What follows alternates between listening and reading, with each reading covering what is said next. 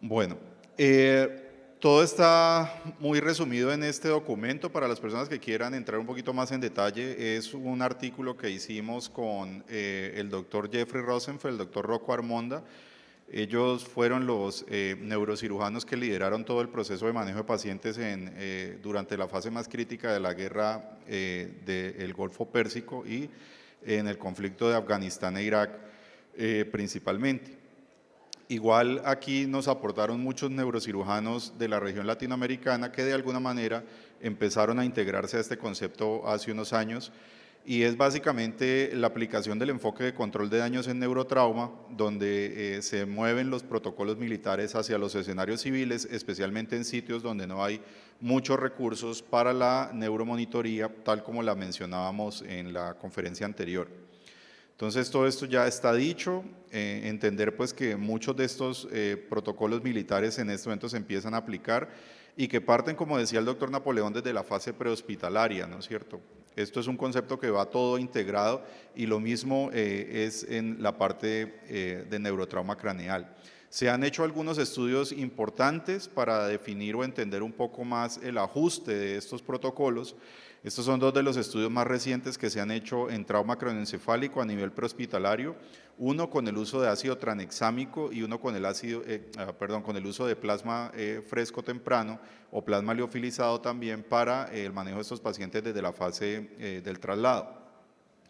Lo que se ha entendido hasta ahora es que en traslados cortos de 15-20 minutos probablemente el ácido tranexámico no va a hacer mucha diferencia entre ponerlo a nivel prehospitalario o ponerlo en el servicio de urgencias y que hay que estudiar esto en muchas de nuestras realidades donde los traslados prehospitalarios pueden ser muy prolongados. En Colombia, por ejemplo, hay algunas zonas rurales donde aún tenemos tiempos de traslado de 8 horas para pacientes críticos, que obviamente cuando tiene una lesión neurológica severa, pues van a tener un alto riesgo de mortalidad y discapacidad.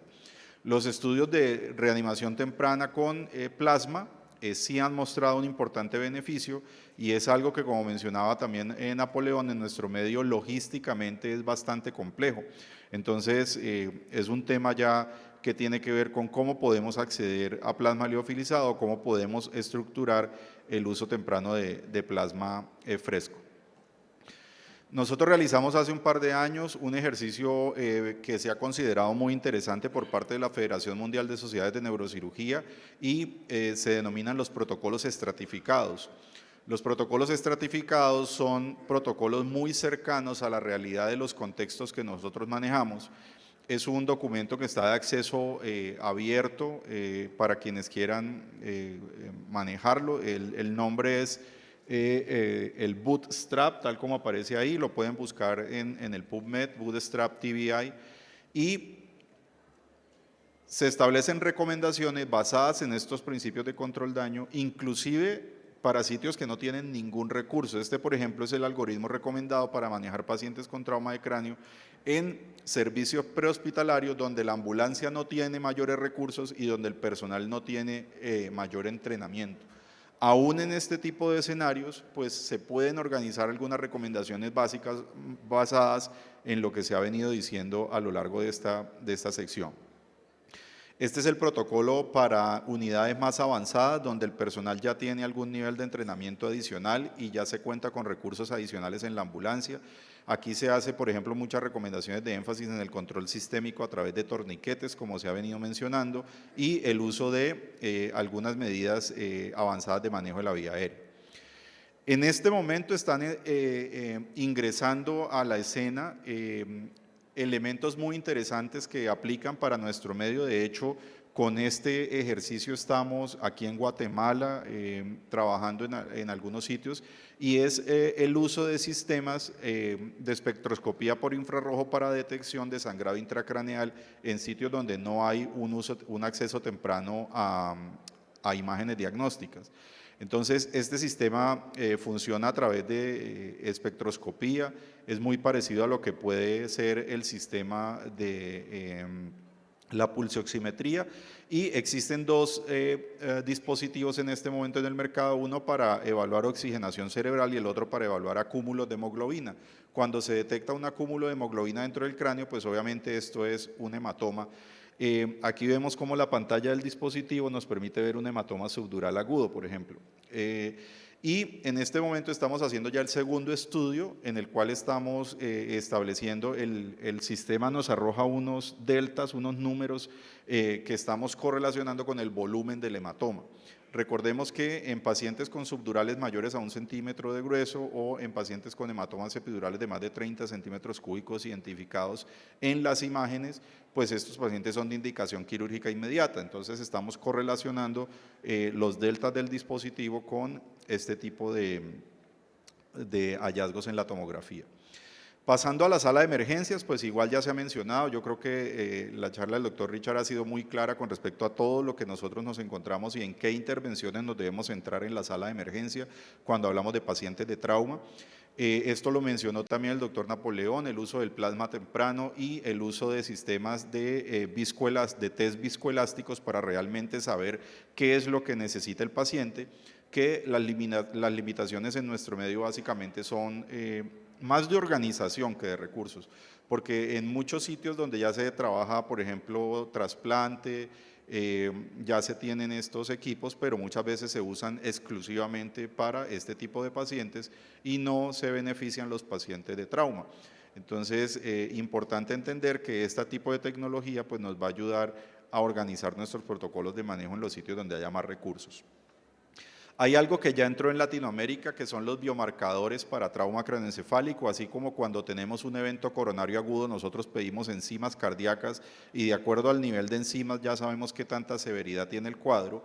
En este momento hay dos tests que se pueden realizar en los servicios de urgencia. Uno es la proteína glial ácida fibrilar y el otro es la ubiquitin quinasa y están directamente correlacionadas con la gravedad de la lesión cerebral. Por ejemplo, la proteína glial ácida fibrilar se ha correlacionado con número de lesiones y posibilidad quirúrgica en tomografía en ausencia de tomografía.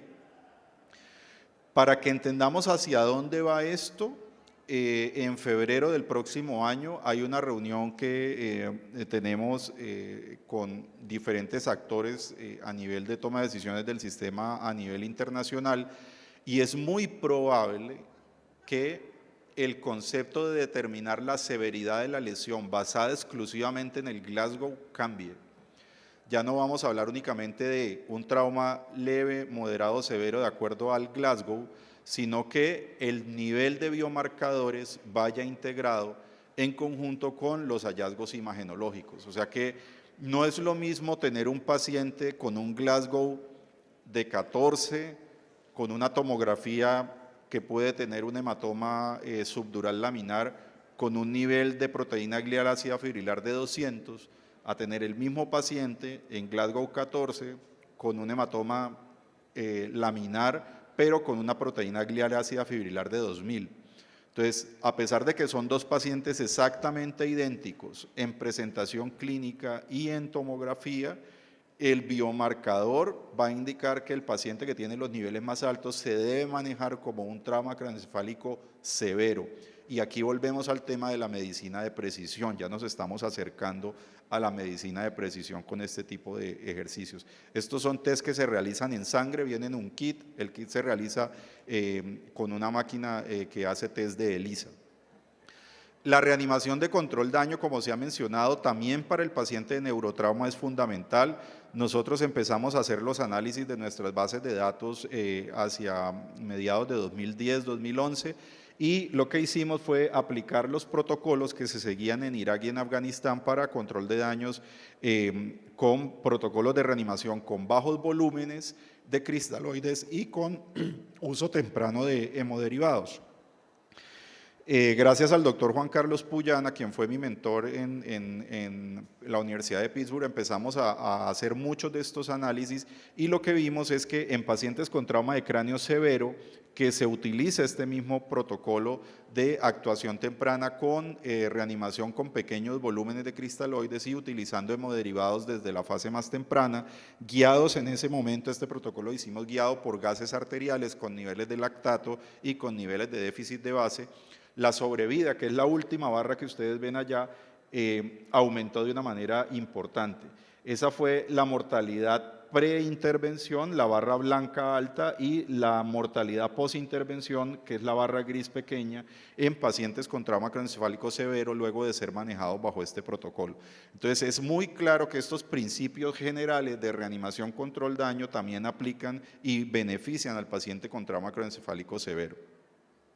Siguiendo con el tema del protocolo o los protocolos estratificados, este es el algoritmo para manejo de pacientes en salas de emergencia muy básicas que no tienen recursos, inclusive sin tomografía,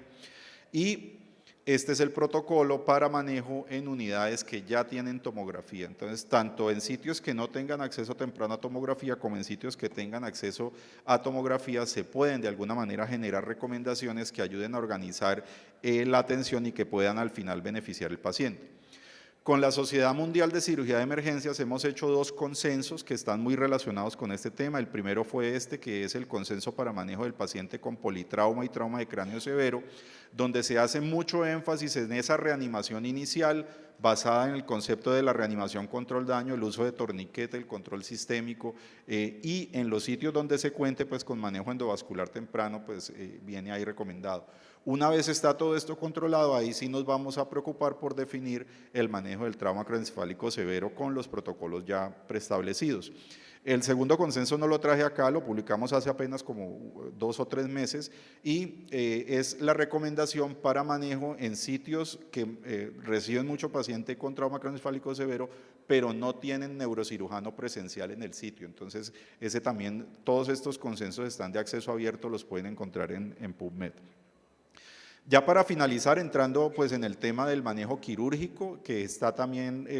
muy claramente descrito en este artículo que les mencioné,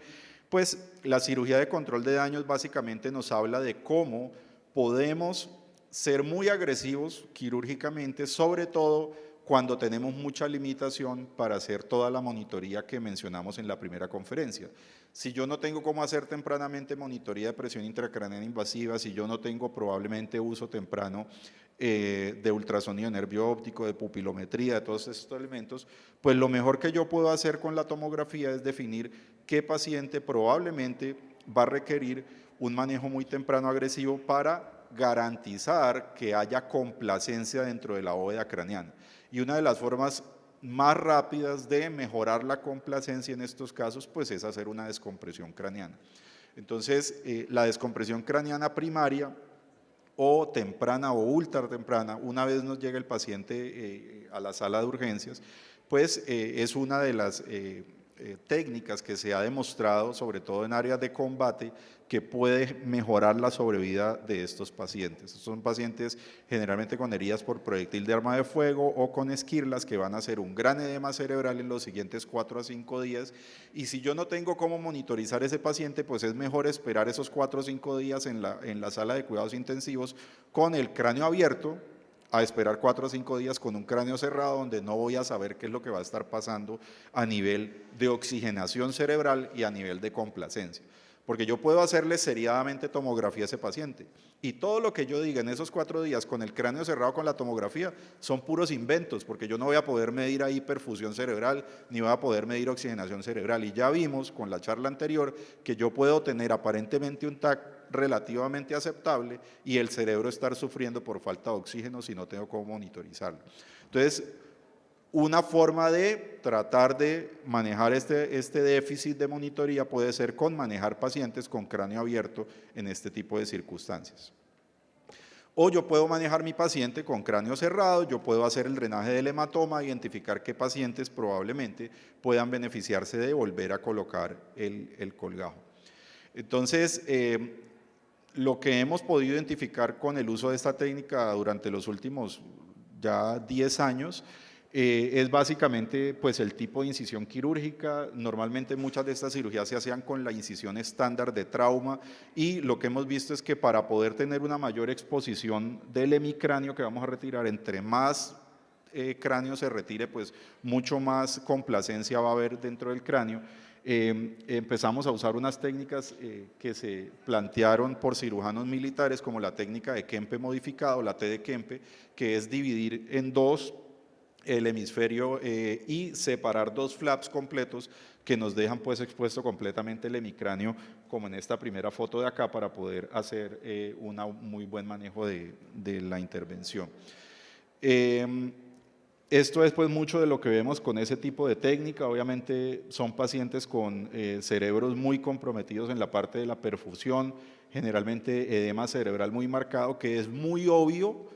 que si nosotros hubiéramos dejado a ese paciente con un cráneo cerrado, pues iba a tener un riesgo de hernia cerebral o de hipoxia tisular bastante elevada. Entonces, además de drenar el hematoma si está presente, lo que hacemos es un control del sangrado y hacemos un cierre temprano. Son procedimientos que realmente, si uno tiene pues un motor eléctrico, no deben demorarse más de una hora, hora y media, y el paciente estar nuevamente en la unidad de cuidado intensivo para hacer ya todo el manejo sistémico. El cierre de la duramadre no necesariamente tiene que ser hermético, ahí allá sale muy pequeño, pero es un estudio que hicieron los brasileros hace ya unos 4 o 5 años, donde compararon dejar la duramadre abierta versus dejar hacer el cierre hermético, que se lleva mucho más tiempo hacer un cierre hermético de la duramadre, y realmente la mortalidad a 6 meses fue exactamente la misma, ¿no? O sea que uno pudiese dejar la duramadre abierta, nosotros la dejamos regularmente abierta y dejamos simplemente hemostáticos de campo, o si se cuenta con dura sintética, colocamos los parches de dura sintética sin necesidad de suturar, y eso genera un buen plano después para hacer la reconstrucción. ¿Dónde alojamos el hueso? Pues la técnica más sencilla es alojarlo a nivel abdominal. El problema que tiene el alojarlo a nivel abdominal es que si estos pacientes hacen infecciones sistémicas, que todos tienen un riesgo muy alto de hacerlas, generalmente el colgajo pero se infecta y el colgajo termina desechado. Entonces, pues obviamente es la forma más sencilla de almacenarlo, con el riesgo de que se infecten en presencia de una infección sistémica, y si no, pues después se llevan estos pacientes a cranioplastia con materiales sintéticos. Dentro de esos, pues uno de los que más tenemos accesible en nuestro medio es el metilmetacrilato, que se puede ya inclusive imprimir en 3D, puede o no requerir mallas asociadas, o si no, el PIC, que es un material ya mucho más costoso, pero que pues genera mucho más beneficio al tener menos riesgo de ruptura. Últimamente, y basado en ese concepto que les mencionaba de que el líquido cefalorraquídeo puede generar un gradiente estático de presión en caso de que haya obstrucción parcial o mucha hemorragia subaracnoidea postraumática, se ha propuesto hacer esto, que ya es un procedimiento microscópico, que es la cisternostomía. Básicamente vamos a través de la cisura de Silvio, vamos a la cisterna óptico-quiasmática, y está entre la carótida y el nervio óptico un espacio que es un espacio dural, que si uno lo abre drena líquido cefalorraquídeo. ¿Por qué se hace esto? Porque permite ayudar a recircular nuevamente el líquido, y además de eso recordemos que en los ventrículos únicamente está el 40% de todo el líquido cefalorraquídeo circulante en el cráneo. Es decir, si uno abre las cisternas, está trabajando con el 60% del líquido cefalorraquídeo, ayudando a generar un mayor espacio para mantener la complacencia craneal. Entonces, esto obviamente está en este momento muy correlacionado con lo que estamos hablando del manejo del síndrome de compartimiento intracraneal, y es muy claro que si nosotros tenemos un paciente en el grupo D, que serían los pacientes que ya tienen problemas de la oxigenación cerebral, pues esos pacientes deben ir a una descompresión inmediata, y es la forma como de ubicarlos dentro del algoritmo de manejo. En Brasil en este momento acaban de desarrollar un sistema que es no invasivo, es el que vemos ahí en la parte superior, y que nos da la morfología de la onda. Recordemos que la ventaja que tiene el sistema invasivo es que podíamos ver la onda en el monitor, pero este sistema es una alternativa que ya está propuesta para sitios que de pronto no tengan acceso a monitoría invasiva, y podría de alguna manera ser una alternativa para identificar esos cambios en la onda que recordemos, el P2 por encima del P1. Es un sistema que mide la pulsación del hueso temporal. Lo que se ha visto es que el temporal es el hueso más delgado del cráneo, y de alguna manera se puede evidenciar la pulsación del cerebro a través de la ventana temporal. Para las personas que quieran entrar más en detalles del tema, hay un par de documentos que les recomiendo, son de acceso abierto. Este es uno que resume muchos de estos elementos que hemos mencionado, que es el manejo de pacientes de trauma craneoencefálico severo en regiones con recursos muy limitados.